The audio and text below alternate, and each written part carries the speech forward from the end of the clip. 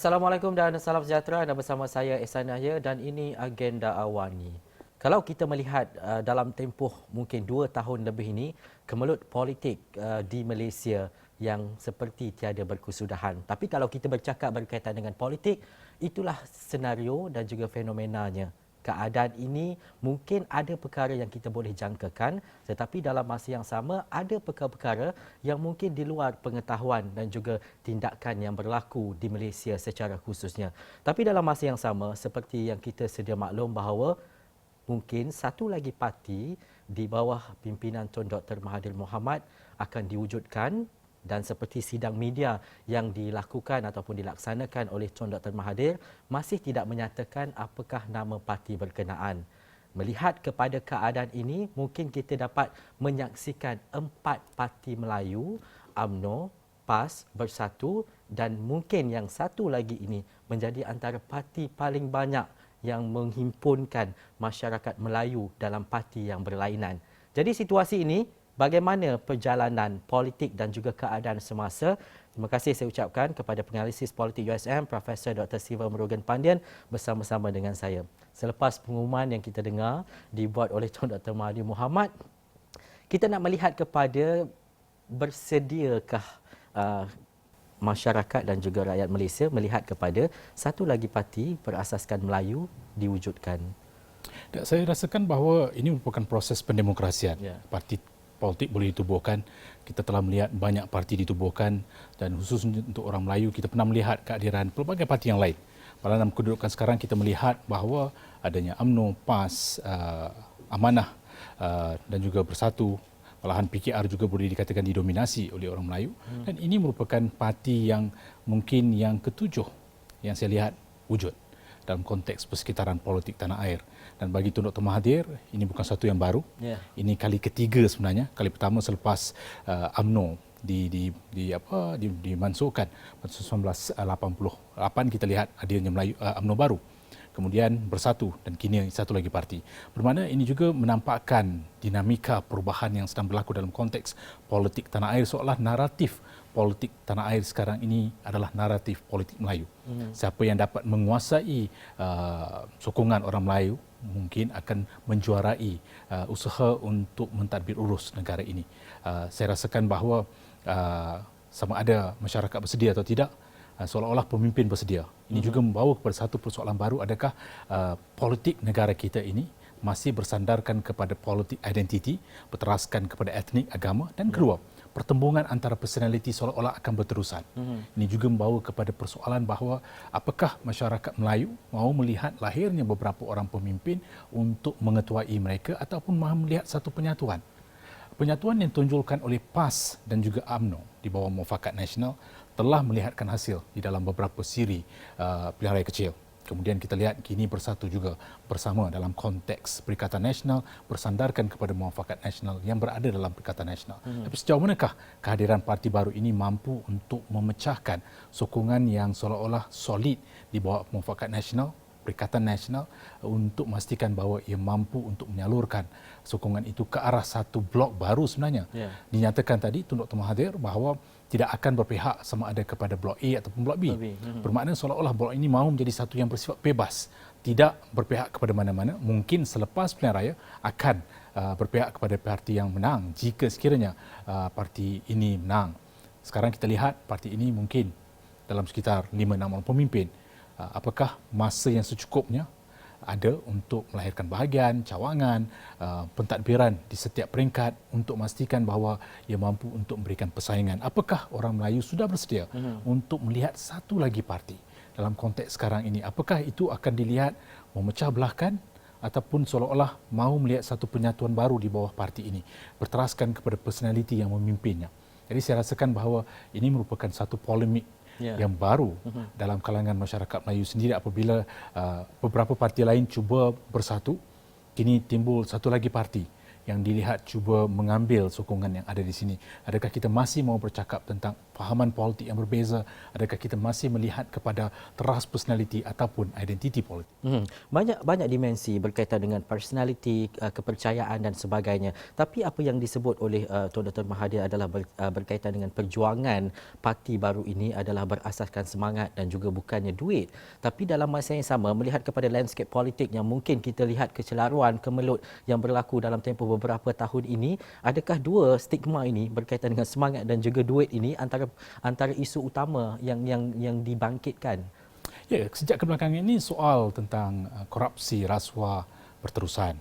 Barangkali Tun melihat munculnya parti ini mampu untuk memasmi ataupun memerangi isu yang sedang dilakukan oleh parti lain. Semua parti yang muncul mempunyai agenda yang sama. Mahu melihat integriti diutamakan, mahu melihat pembersihan dilakukan dalam parti. Waktu yang sama turut menyatakan tentang perjuangan mereka. Jadi, di manakah perjuangan yang luar biasa di parti ini sehingga mampu untuk menampakkan bahawa inilah parti yang harus disokong berbanding dengan parti berteraskan orang Melayu yang lain? Apakah kelebihan, nilai tambah yang mampu diberikan oleh parti ini? Adakah sekadar kepada personaliti yang mengetuainya ataupun akan ada satu agenda baru khusus untuk orang Melayu yang mungkin menampakkan perbezaan dengan apa yang cuba dibawa oleh Bersatu, cuba dibawa oleh UMNO, PAS, Amanah maupun PKR. Jadi kita akan melihat persaingan dari sudut perjuangan. Kesemua parti ada perjuangan. Kita lihat PAS ada perjuangannya berteraskan kepada agama Islam.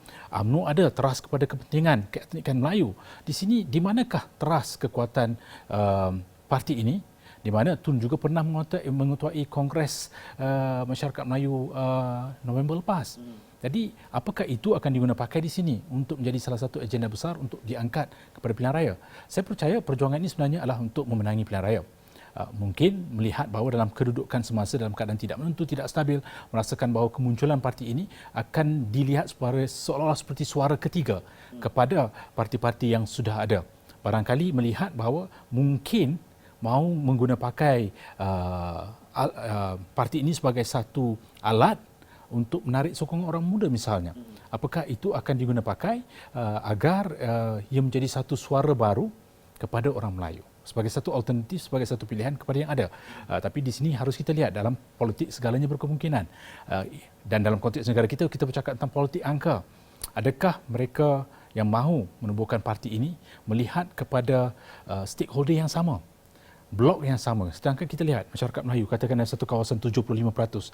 Apakah pemecahan mahu dilakukan kepada 75% tadi supaya perpecahan itu wujud kepada tiga parti yang berbeza dalam konteks perjuangan tiga penjuru? Kerana dikatakan tadi ya, tidak akan berpihak kepada Pakatan Harapan ataupun Perikatan Nasional. Katakan dalam satu kawasan pilihan raya nanti, apakah parti baru ini akan bertanding menentang calon Perikatan Nasional dan juga Pakatan Harapan dan mengharapkan bahawa suara ketiga ini mampu untuk memenangi sokongan dari mereka yang merasa muak, bosan dengan keadaan yang sedang berlaku sejak kebelakangan. Prof, daripada apa yang Prof sebut tadi, kita nak tahu golongan mana yang mungkin akan menyertai ataupun yang memberi sokongan kepada parti baru ini.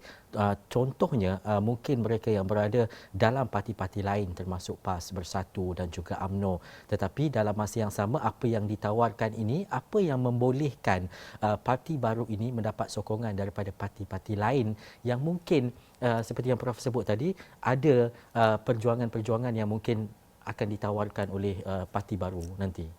Sejak kebelakangan ini, trendnya adalah pengundi tidak menunjukkan ketaksuban kepada politik kepartian.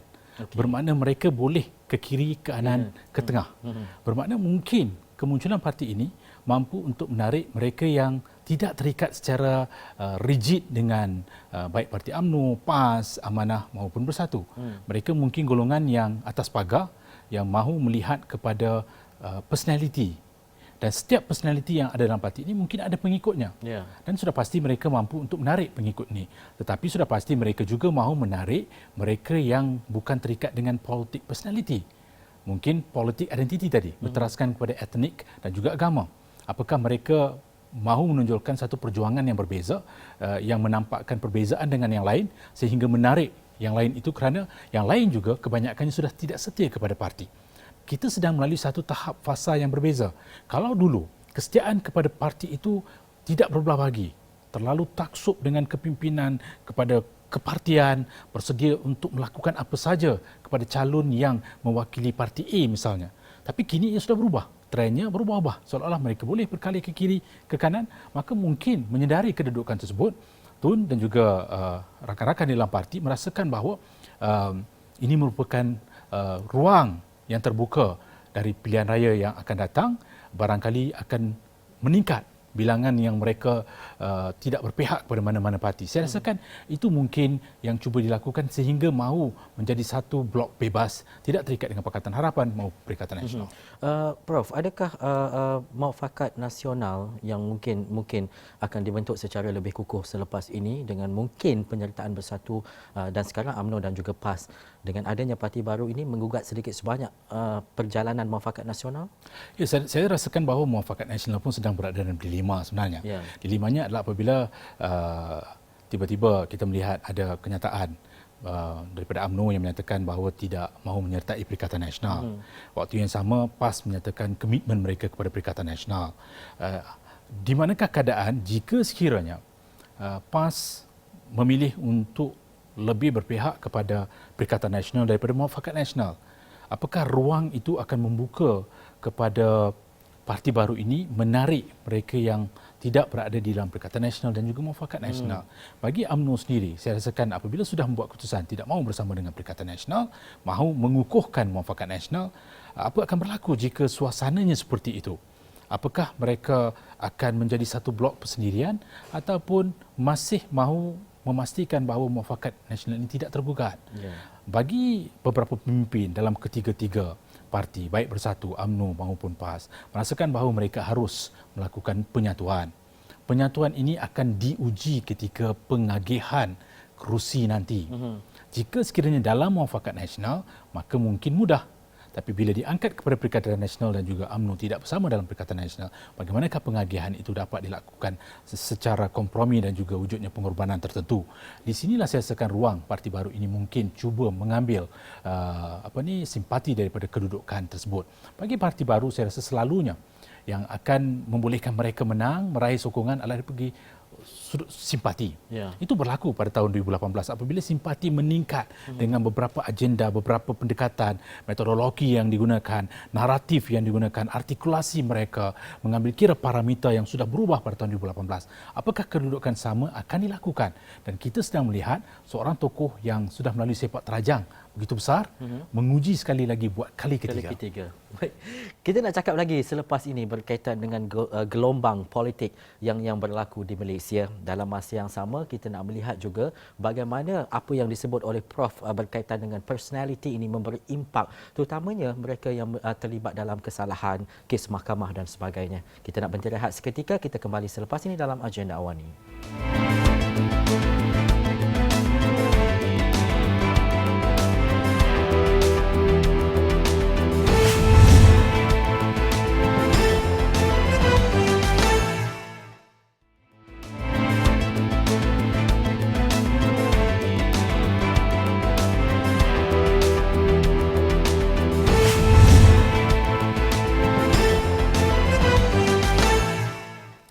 Baik, kembali dalam Agenda Awani, kita bercakap berkaitan dengan dinamika gelombang, kemelut ataupun apa sahaja yang berkaitan dengan politik yang berlaku di Malaysia, dan juga perjalanan politik ini pastinya menjadi rantaian pemerhatian penduduk dan juga masyarakat Malaysia secara umumnya. Tetapi dalam masa yang sama, bagaimana perkara ini memberi impak dan juga kesan bukan sahaja kepada pemimpin parti tetapi kepada keseluruhan perjalanan kita melihat kepada bagaimana pembentukan Malaysia yang lebih baik, kecemerlangannya, dan adakah ini menggugat sedikit sebanyak arah dan juga nilai kita sebagai masyarakat Malaysia. Jadi sekali lagi saya perkenalkan penganalisis politik USM Profesor Dr. Siva Murugan Pandian. Banyak perkara yang kita telah bincangkan tadi, tetapi sebelum saya tinggalkan Didi untuk kita berhenti rehat seketika tadi, saya bercakap berkaitan dengan doktor banyak kali menyebut berkaitan dengan personality dan sebagainya. Bila kita tahu berkaitan dengan kes mahkamah, ada individu dan juga pemimpin yang dikenakan ataupun dijatuhkan hukuman. Ada juga ketika ini DAP khususnya sedang didakwa di mahkamah dan juga sedang menjalani proses perundangan juga. Ini sedikit sebanyak memperlihatkan bahawa undang-undang di Malaysia itu berjalan dan juga masyarakat memerhati bagaimana perkara dan juga input berkaitan dengan perundangan dan juga undang-undang yang terlibat dalam pemimpin ini memberi kesan kepada sokongan masyarakat dan juga parti itu sendiri, Doktor? Bagi saya, pengamatan saya selama ini menunjukkan bahawa seolah-olah politik identiti itu lebih diutamakan daripada isu-isu salah laku dalam kalangan pemimpin. Dalam usaha untuk mempertahankan kebebasan kehakiman, kita lihat lazimnya keutamaan diberikan kepada soal keetnikan dan juga agama, dan ini akan berpanjangan untuk 2-3 pilihan raya akan datang. Walaupun wujud salah laku, saya rasakan itu tidak akan menjadi dominan. Yang akan menjadi dominan adalah bagaimanakah penyatuan dilakukan daripada elemen yang lain. Itu tidak bermakna kita berkompromi dengan perkara tersebut. Malahan bagi saya, walaupun Datuk Seri Najib sudah dapati bersalah, populariti itu masih kekal.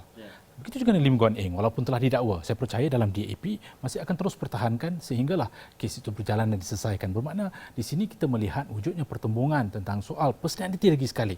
Apakah personality inilah yang akan muncul sama ada yang bertanding ataupun tidak bertanding dalam pilihan raya untuk menentukan masa depan parti.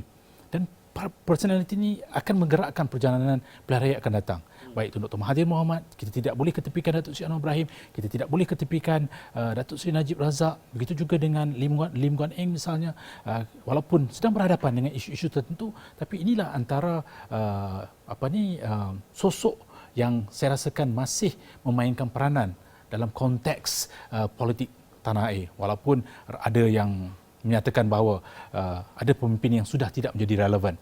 Tapi kita harus ukur dari sudut apakah kita nyatakan tidak relevan.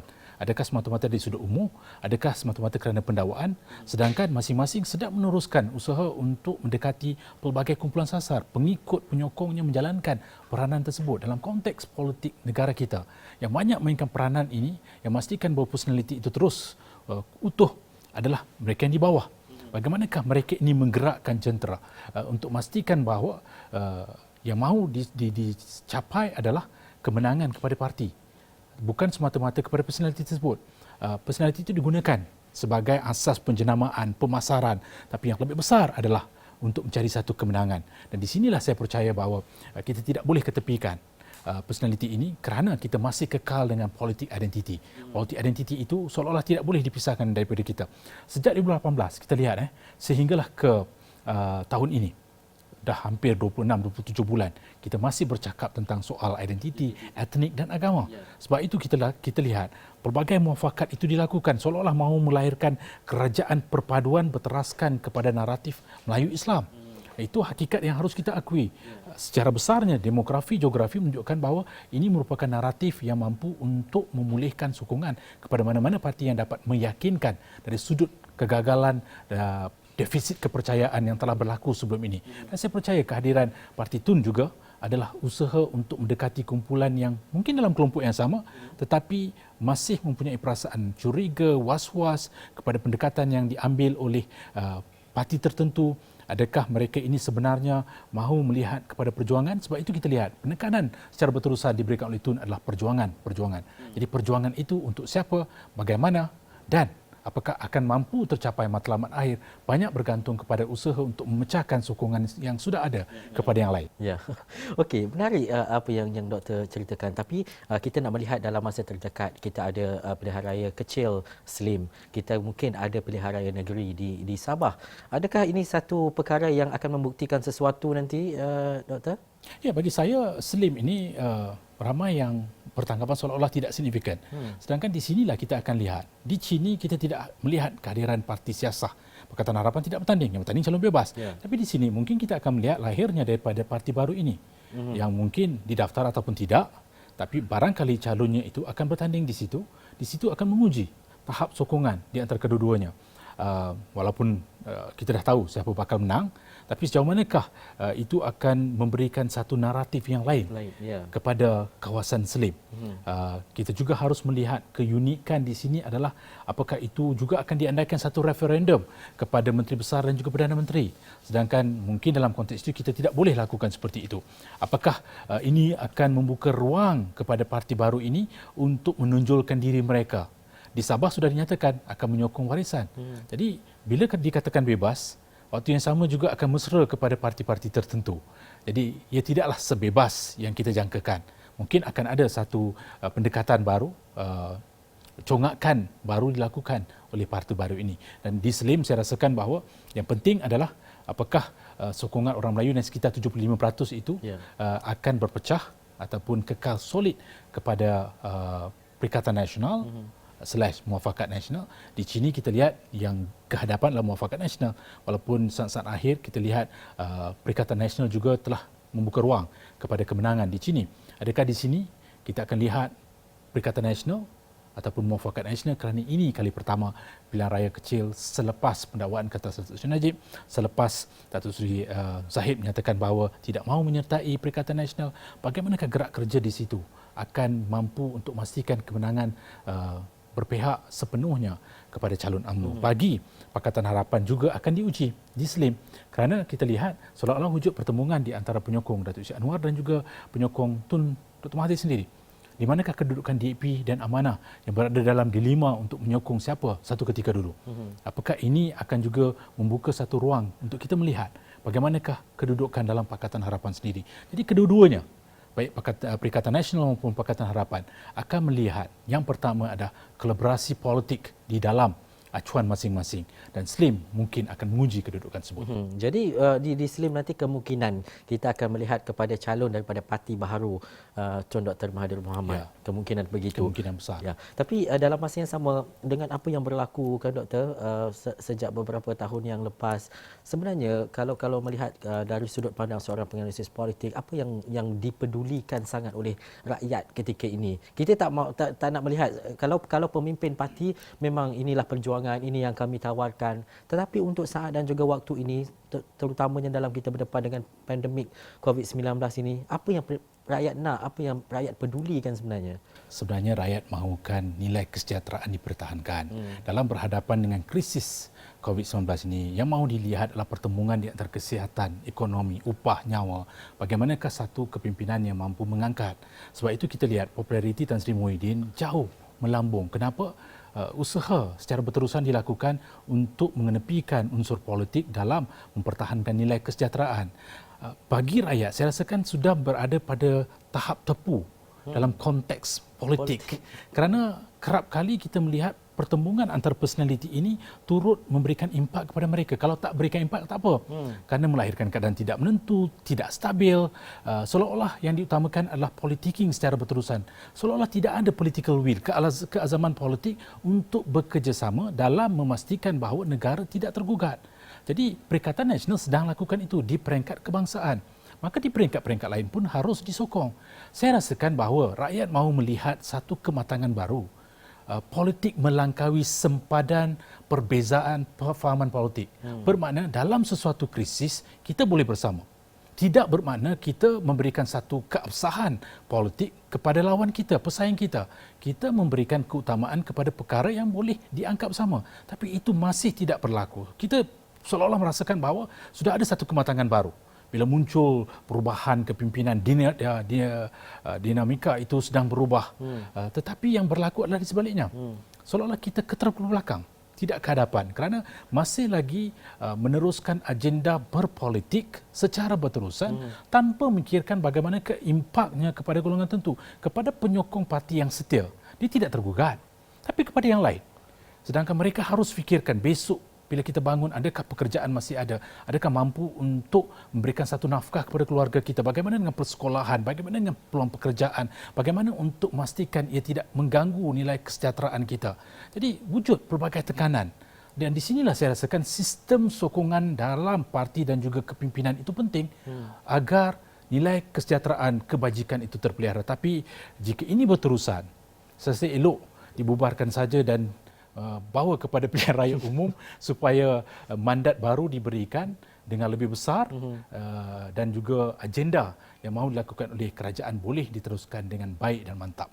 Tapi daripada apa yang Prof sebut, adakah melihat kepada situasi ini kita katakan ini adalah demokrasi. Tapi kadang-kadang demokrasi itu juga meletihkan. Betul, sebab ramai kadang-kadang menggunakan kebebasan mengikut keselesaan mereka tanpa memikirkan wujudnya golongan lain. Demokrasi tidak bermakna kita mahukan satu kebebasan mutlak. Dia haruslah dilakukan dengan rasa tanggungjawab, terpimpin. Tapi jika pemimpin sendiri tidak menunjukkan contoh kepada penyokongnya, bagaimana masyarakat nak memberikan penilaian yang sewajarnya? Sebab itu, sentimen yang berterusan adalah berdasarkan sentimen emosional, bukan rasional.